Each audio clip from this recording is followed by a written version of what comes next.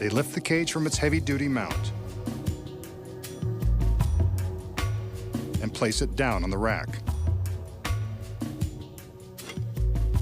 Here they can remove the hardened steel pins that secure the two halves of the cage.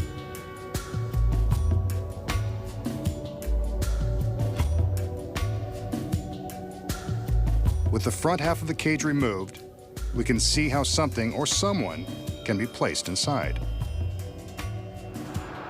Here's someone now, and she's something.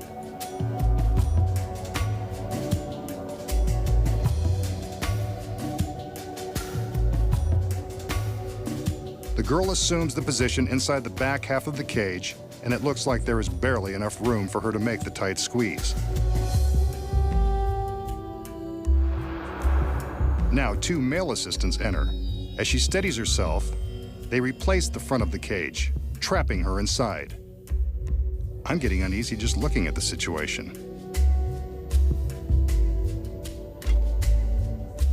The steel pins are replaced, and she struggles to find a comfortable arrangement.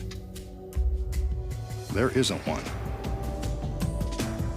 The male assistants lift the cage and place it into the heavy mount, along with its beautiful cargo. What happens next is anyone's guess.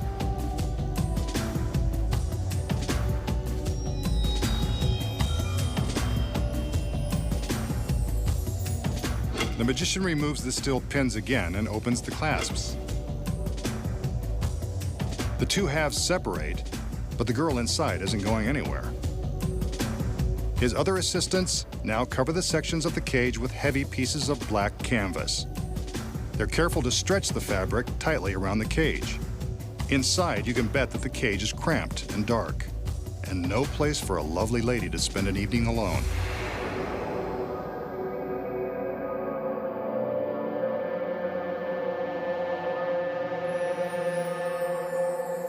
The magician motions for another assistant.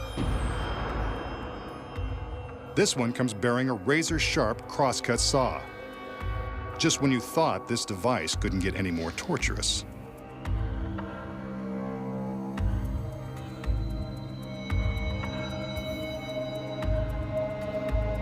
The magician steps behind the cage, and you got it. He begins to saw between the two halves, and presumably the girl.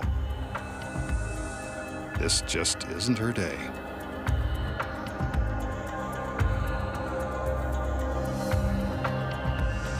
It seems like he's having a hard time of it. She looked like a tough cookie.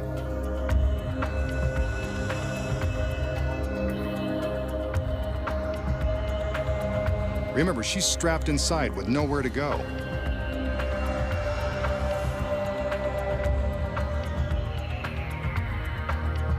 He's made it all the way through and removes the saw.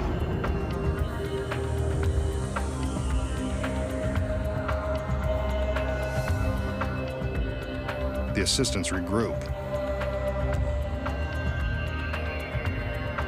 One takes the saw as the others remove the canvas. And there's the beautiful girl in the iron cage. Uncomfortable, but unharmed.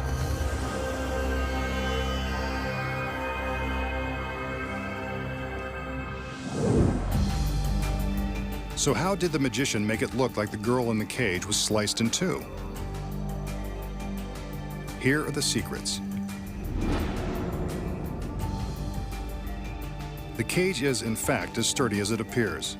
It's got to be in order to safely hold the girl inside. When she kneels down to climb in, she arches her back to fill the cage and make it look even harder than it is. As the halves are secured, she keeps her back arched, and the cage looks almost too small to contain her. But when she bends down, we can see that this is only an illusion. She has more room than we imagine.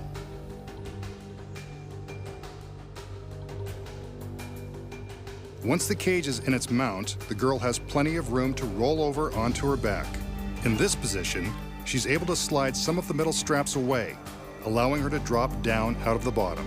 As he saws, The magician uses his skills as a mime to make it look like he's struggling to cut through flesh and bone. In reality, the girl has rotated onto her back, slipped out of the secret metal bands, and lowered herself safely below the path of the saw.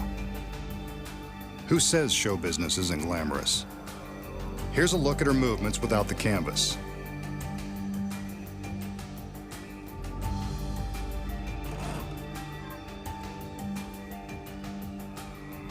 See, there are two sections that have been rigged to secretly slide away and give her enough room to slip down. In this provocative position, she's in no danger of being touched by the saw blade as it appears to cut through the gap in the cage. Good thing, because this is a real saw and it does cut close. However, the teeth have been filed down to nothing with a power grinder, just to be on the safe side. By the time the assistants remove the fabric,